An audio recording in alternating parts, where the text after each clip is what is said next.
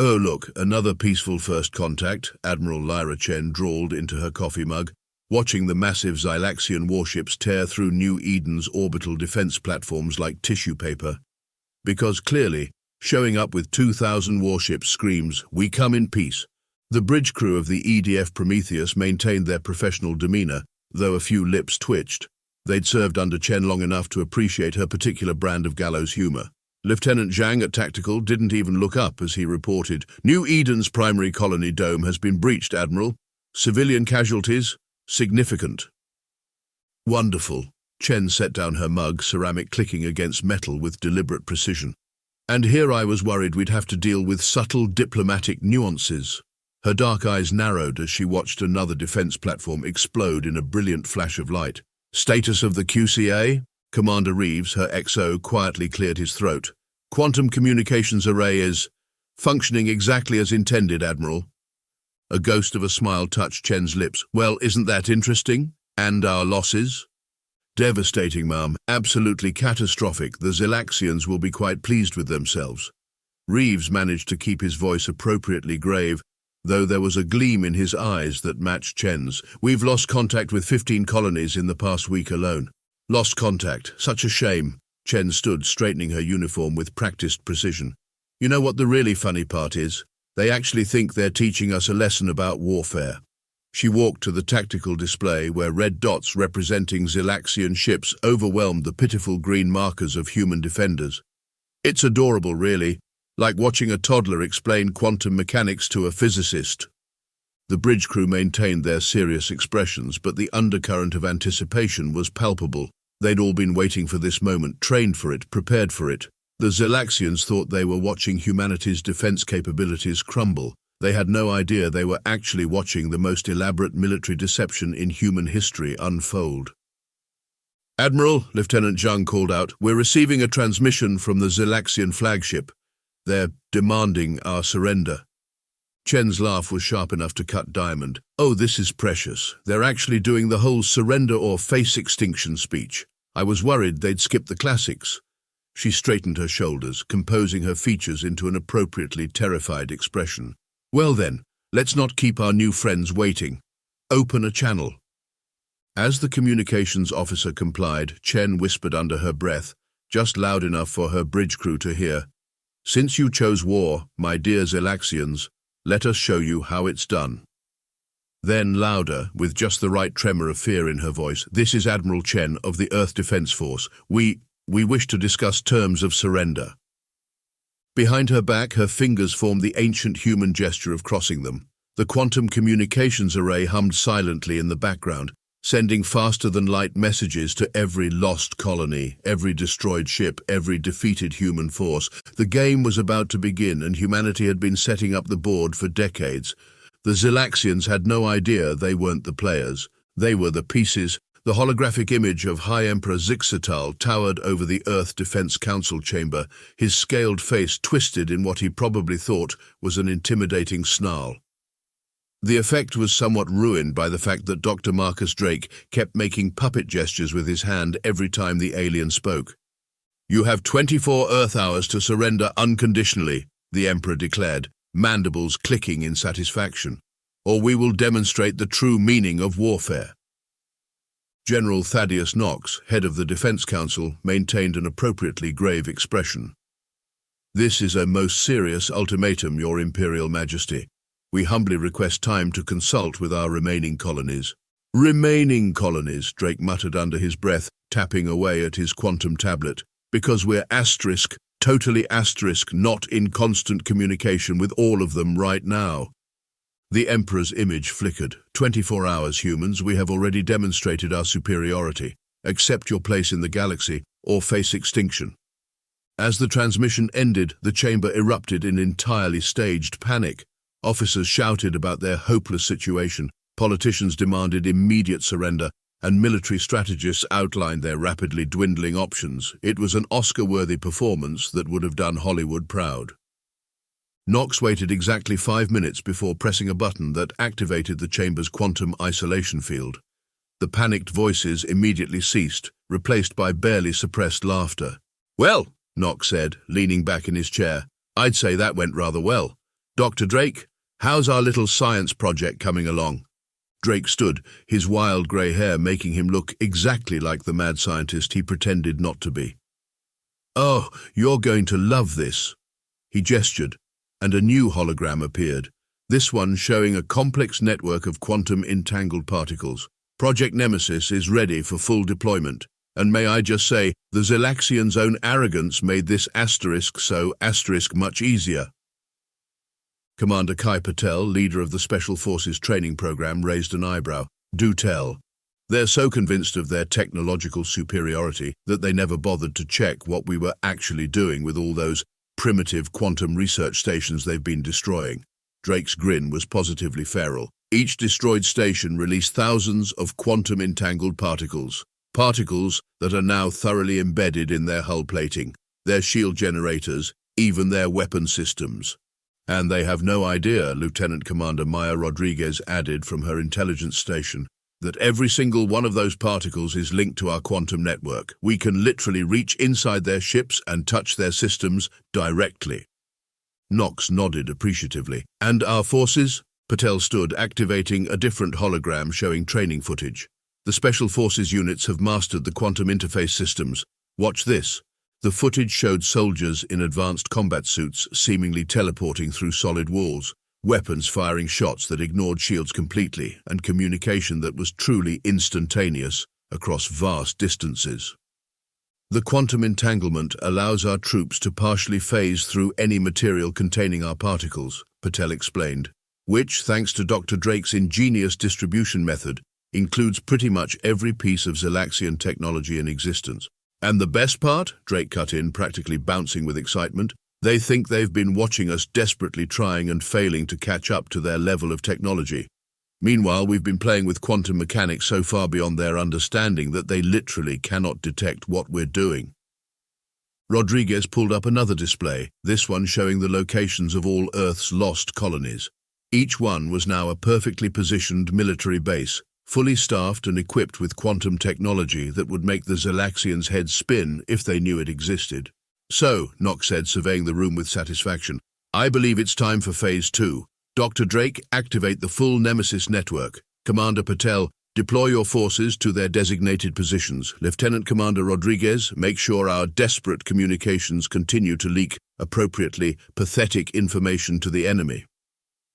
"And what about Admiral Chen?" Patel asked, already moving to comply. Knox's smile was cold. "Oh, she's having the time of her life playing the defeated commander when she finally drops the act." He shook his head in almost pitying amusement. "Those poor Zylaxians. They wanted to teach humanity about war. They're about to learn what happens when you mistake patience for weakness." "Should we feel bad about this?" Rodriguez wondered aloud. "I mean, we've basically spent the last decade setting up the galaxy's biggest practical joke." Drake snorted. "They attacked us unprovoked, demanded our surrender, and threatened our extinction. I'd say this is a proportionate response. Besides," he added with a wicked grin, "think of it as a teaching moment. We're educating them about the dangers of making assumptions." "True enough," Knox agreed, standing. "Ladies and gentlemen, I believe we have a war to win. Let's show our Zylaxian friends exactly how humanity does things." As the council members moved to their stations, Drake's voice carried across the chamber. "You know what the really funny part is? They're so proud of their victory message, they've already recorded it for broadcast across the galaxy. Want to bet they'll regret that level of premature confidence?" The laughter that followed was not entirely kind. After all, humanity hadn't spent centuries clawing its way up from the Stone Age to the stars by being nice to those who threatened their existence. The Zylaxians wanted war. They were about to get a master class in the subject. The Zylaxian war fleet emerged from hyperspace in a display that would have been impressive if Admiral Chen hadn't seen better light shows at her nephew's birthday party. 3,000 ships, arranged in perfect geometric formations, their hull plating gleaming with that distinctive purple sheen that made Chen think of cheap disco balls. "Well, would you look at that?" she drawled over the quantum-encrypted channel to her fellow fleet commanders. "They even color-coordinated. How thoughtful of them." "Admiral," Commander Reeves reported, maintaining the proper panicked tone for any monitoring Zylaxian sensors, "enemy fleet is advancing on standard victory formation. Their energy signatures are..." They're powering up their main weapons. Of course they are, Chen rolled her eyes, because apparently accepting our surrender requires enough firepower to glass a continent. How very diplomatic of them. Across the Sol system, humanity's remaining forces made a great show of scrambling into defensive positions. Ships moved with deliberate clumsiness, defense platforms sparked and stuttered, and general chaos reigned. It was a masterpiece of choreographed incompetence. Meanwhile, on the quantum network that the Zylaxians couldn't even detect, much less decrypt, the real show was getting started. All fleet commanders, this is Chen. Initiate Operation Hubris. Authentication code. Pride goeth before a fall. She paused, then added, and remember, everyone look properly terrified. We wouldn't want to spoil the surprise. Across 47 star systems, humanity's defeated colonies burst into action. Quantum-linked ships that had been destroyed weeks ago powered up their systems. Special forces teams that had been secretly deployed through quantum tunneling took their positions inside key Zylaxian installations. Dr. Drake's network of entangled particles, now thoroughly integrated into every piece of Zylaxian technology, hummed with potential energy. On Earth, the Defense Council made a great show of preparing their surrender documents. General Knox had insisted on using actual paper, because nothing says defeated civilization quite like reverting to dead trees for official documents, as he'd put it. The underground resistance network, which was really just the regular military wearing slightly different uniforms, sent appropriately desperate messages about last-ditch efforts and hopeless stands. Lieutenant Commander Rodriguez had particularly enjoyed writing those. I threw in a few Shakespeare quotes, she'd told Chen earlier. Nothing says doomed humanity quite like quoting dead poets. The Zylaxian flagship, a monstrosity twice the size of anything humans had officially fielded, moved into position above Earth. High Emperor Zixatal's holographic image appeared once again, this time projected across every screen on every human world.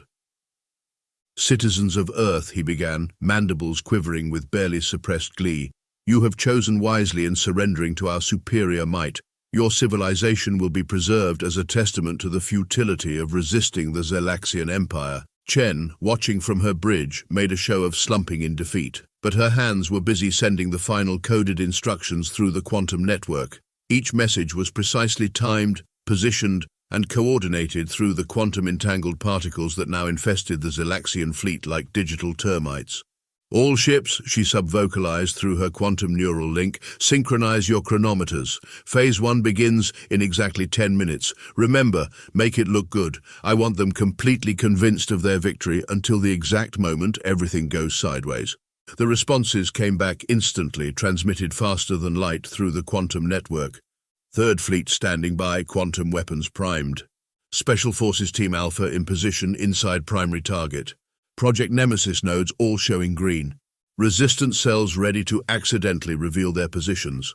Chen allowed herself a small smile. The Zylaxians had spent the last few weeks methodically hunting down resistance cells across Earth's colonies, feeling very pleased with themselves as they captured or destroyed each one. They hadn't realized that finding these cells had been deliberately easy. Each captured position now housed a quantum tunneling device ready to transport entire assault teams directly into the heart of their fleet. Admiral, Reeves announced, right on schedule, the Emperor is demanding your presence for the official surrender ceremony. He paused for dramatic effect. They're insisting you wear Zylaxian ceremonial chains. Chen didn't have to fake her irritation. Really? Ceremonial chains? What are we, barbarians? She stood, straightening her uniform. Very well. Inform His Most Sparkly Majesty that I will comply with his request and make sure the surrender documents are properly crumpled. We wouldn't want to appear too organized. As she prepared to depart, she sent one final message through the quantum network. All units, remember your Shakespeare. In peace there's nothing so becomes a man as modest stillness and humility. But when the blast of war blows in our ears, then imitate the action of the tiger. The responses came back with professional precision. Tiger 1 ready to pounce at Tiger 2 claws sharp. Tiger 3 through 50 awaiting the signal.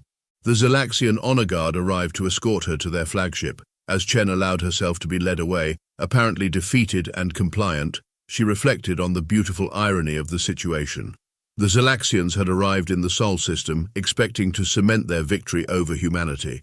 Instead, they'd just positioned their entire command structure exactly where humanity wanted them.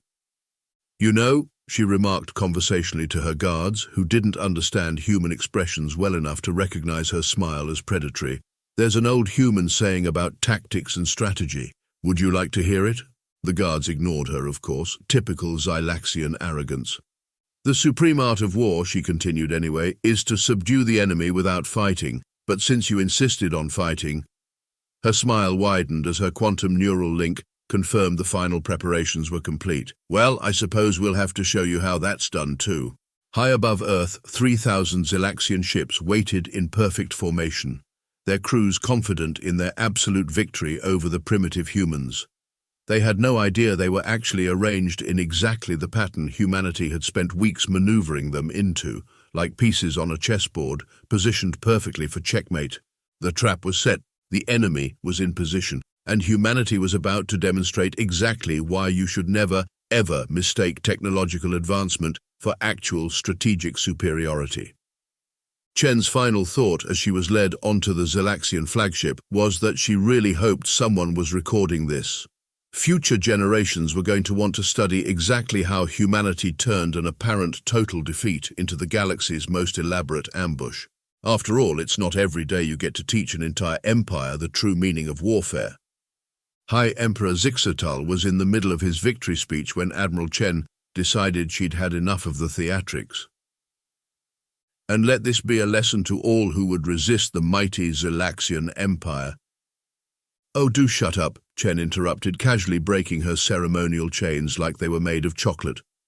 The look on the Emperor's face was worth every second of the past week's pretense. "I mean, really, how long were you planning to go on? Because I've got a schedule to keep." The throne room erupted in chaos. Guards raised weapons that mysteriously refused to fire. The Emperor's mandibles clicked in confusion as every screen in the room suddenly activated, showing feeds from across his empire. "You know what your biggest mistake was?" Chen asked conversationally, perching herself on the arm of his throne. "Besides the obvious one of attacking humanity, I mean." She pulled out her quantum tablet, ignoring the increasingly panicked attempts of the guards to subdue her. "You assumed that because we didn't have your level of technology when you found us, we never would." The screens showed impossible things, human soldiers appearing inside secured Zylaxian facilities, ships emerging from nowhere, defense systems shutting down across the Empire. "But here's the funny part," Chen continued, thoroughly enjoying herself now. "We had quantum technology before you even found Earth. We just kept it quiet. After all, why show your hand when your opponent is so eager to underestimate you?" Dr. Drake's voice cut in through the quantum network, broadcasting across every Zylaxian communication channel. "Do you want to know what those primitive research stations you destroyed were actually doing? Each one released millions of quantum-entangled particles, particles that are now part of every ship, every weapon, every system in your empire." The Emperor's face shifted from confusion to horror as understanding dawned. "Impossible. You lost those colonies." Chen's laugh was sharp enough to cut steel. "Lost? Oh, you sweet summer child. Those weren't losses. They were strategic placement. Every colony you defeated is now a fully armed military base in the heart of your territory. Every ship you destroyed is currently powered up and ready for action. Every piece of technology you so graciously showed us, we've had decades to figure out how to turn it against you." The quantum network hummed to life, visible now that they no longer needed to hide it. Lines of blue energy connected every human ship, every soldier, every system in an instant FTL communication grid that made the Zylaxians' best tech look like two tin cans and a string. 30 years, Chen said, examining her nails. "That's how long we've been preparing for this. Ever since our first deep space probes detected your empire's expansion. We knew you'd come eventually, knew you'd see us as easy prey, so we planned, we prepared, we waited." Commander Patel's voice joined the broadcast. "Those ceremonial chains? Quantum linked to every detention center in your empire. The surrender documents, embedded with entangled particles that just gave us access to your entire military database. Even this throne room," Chen added, patting the armrest she sat on, "is now part of our network. Actually, it has been since you built it. Those lovely purple crystals you use for decoration. Quantum receivers, every single one. We've been listening to your strategic meetings for years. The Emperor tried to rise, only to find himself unable to move. What are you doing? Oh, that's the best part, Chen said, standing. Remember all those victory messages you pre-recorded, the ones about conquering the primitive humans? She grinned. They're about to be very useful. Throughout the Empire, every Zylaxian communication system activated simultaneously, but instead of broadcasting their triumph, they showed the truth, humans appearing inside their most secure facilities, quantum-linked weapons bypassing their best shields and their own Emperor, frozen on his throne, as Admiral Chen delivered humanity's response to their ultimatum. Since you chose war, she broadcast, her voice carrying to every corner of the Zylaxian Empire, we decided to show you how it's done. Consider this a lesson in the dangers of underestimating your opponents. She turned to the Emperor, whose mandibles were clicking in helpless rage. By the way, those 24 hours you gave us to surrender, we took the liberty of using that time to position our forces inside every major military installation you have. Hope you don't mind. The quantum network pulsed once, and across the Empire humanity revealed its true strength. It wasn't a battle, it was a checkmate. The thing about quantum-coordinated attacks is that they're really quite beautiful, if you enjoy that sort of thing. Admiral Chen certainly did, watching from her commandeered perch on the Zylaxian throne as 47 simultaneous offensives unfolded across the Empire. All units, she broadcast through the quantum network, execute Operation Checkmate, and please try to keep property damage to a minimum. We're going to want to use some of this stuff later. The response was immediate and devastating. In the Centauri sector, Commander Patel's Special Forces teams simply walked through the walls of Zylaxian command centers, their quantum-phased armor making solid matter as permeable as air. The looks on the Zylaxian officers' faces as humans literally emerged from their supposedly impenetrable barriers were, in Patel's words, absolutely priceless. You know, Chen remarked to the still-frozen Emperor, your shield technology really is impressive. The way it creates a perfect energy barrier. Beautiful engineering. Shame about the quantum entanglement, though. As if to demonstrate her point, human warships across the Empire fired their weapons straight through Zylaxian shields, the quantum-linked projectiles sharing the same quantum state as the shield generators themselves simply ignored the barriers completely. We call it quantum bypass, Dr. Drake's voice echoed through the command channel, practically giggling with scientific glee. If two particles are entangled, they're essentially the same thing. Your shields literally can't stop our weapons because, on a quantum level, they're part of the same system. In the Orion sector, Lieutenant Commander Rodriguez was having the time of her life. Fleet Group Alpha, executing pincer movement, she reported. And, would you look at that? Their entire command and control network just went offline. Such a shame about all those quantum particles in their communication arrays. The Zylaxian military structure, built on rigid hierarchy and instantaneous communication, collapsed like a house of cards. Every command center, every coordination hub, every strategic facility had been thoroughly infiltrated by quantum-entangled particles. With a single command from the human network, their entire communication system went dark. Fun fact, Chen told the increasingly distressed Emperor, we actually got the idea from your own technology. Those fancy FTL communicators you use? We noticed they operated on quantum principles similar to our own research. You just never took it to its logical conclusion. Across the Empire, Zylaxian ships found themselves fighting blind, deaf, and increasingly alone. Their weapons refused to fire, their engines responded sluggishly, and their crews watched in horror as human forces seemed to materialize out of nowhere already inside their most secure locations. Admiral, Commander Reeves reported, Sectors 1 through 20 have been secured. Minimal casualties on both sides. Turns out it's pretty hard to fight back when your weapons think they're part of the enemy's network. Chen nodded approvingly. Excellent status on the civilian populations. Perfectly safe, Rodriguez cut in. Our quantum sensors identified all non-military targets days ago. We've got protection teams in place making sure no one panics and does anything stupid. In the Carina sector, a Zylaxian fleet admiral tried to launch a counterattack. His ships managed to move almost 3 kilometers before their quantum-infested engines decided they'd rather power down for a nice rest. The human forces didn't even bother disabling them. They just watched, some of them actually eating popcorn. as the mighty Zylaxian armada drifted to a gentle stop. "You have to admire their spirit," Patel commented over the network. "They're still trying to figure out how to purge our quantum particles from their systems. It's kind of adorable." "Speaking of which," Chen turned back to the Emperor, "would you like to know the really clever part? Every attempt they make to remove the quantum entanglement just makes it spread faster. It's like trying to wash off water with more water." The battle, if you could even call it that, lasted exactly 17 minutes. In the end, the mighty Zylaxian Empire, terror of the galaxy, conqueror of 1,000 worlds, was defeated by their own technological arrogance. "All sectors reporting in," Reeves announced with professional satisfaction. "Enemy forces neutralized, total casualties, 7 sprained ankles, 3 bruised egos, and 1 case of hysterical laughter that needed medical attention." Chen stood, brushing imaginary dust from her uniform. "Well, Your Imperial Majesty, I believe this concludes our demonstration on the proper execution of warfare. Would you like to surrender now?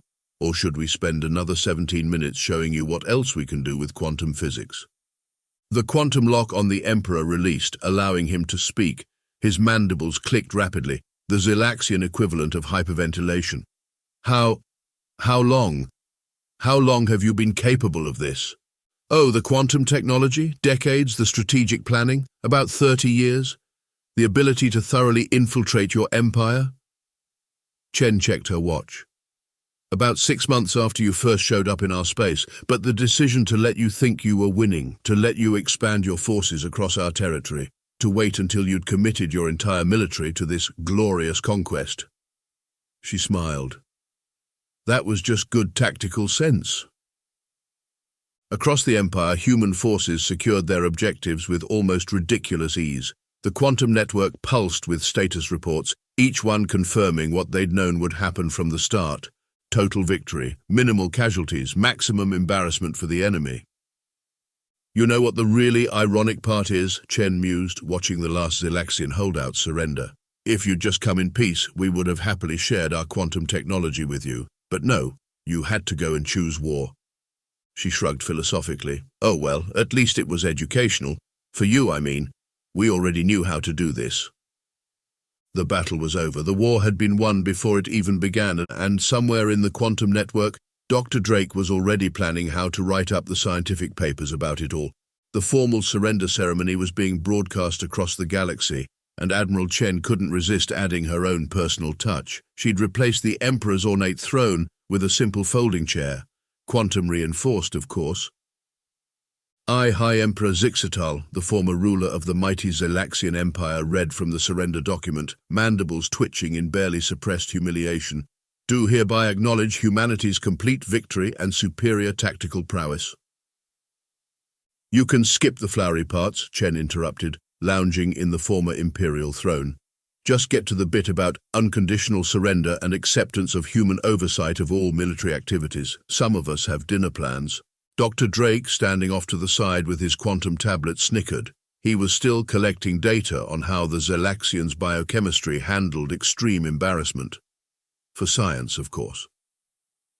After the official proceedings, Chen addressed the gathered representatives of various alien species who had come to witness the unprecedented defeat of the Zylaxian Empire.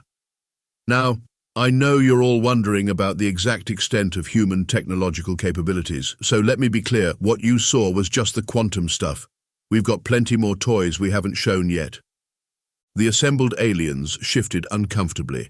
Several of them were hastily revising their diplomatic stances toward Earth. "But here's the thing," Chen continued, her voice carrying that special edge that made even hardened warriors nervous. "We're actually quite peaceful. All this," she gestured at the quantum network still visibly pulsing through the Imperial Palace, "this was just us responding to a threat. Imagine what we could accomplish if we worked together instead." The new galactic order was established with remarkable speed after that. Funny how quickly peaceful cooperation becomes attractive when the alternative is getting your entire empire checkmated in 17 minutes. "You know what the best part is?" Chen remarked to her staff later, celebrating in what used to be the Imperial War Room, now featuring significantly more comfortable chairs. "They're already telling stories about this across the galaxy. The empire that learned war the hard way, how humanity taught peace through superior firepower. My personal favorite is the 17-minute Empire. Commander Reeves raised his glass to teaching moments. Speaking of teaching, Dr. Drake interjected, the quantum technology sharing program is going well. The Zylaxians are actually quite brilliant when they're not being arrogant about it. Some of their theoretical work is fascinating.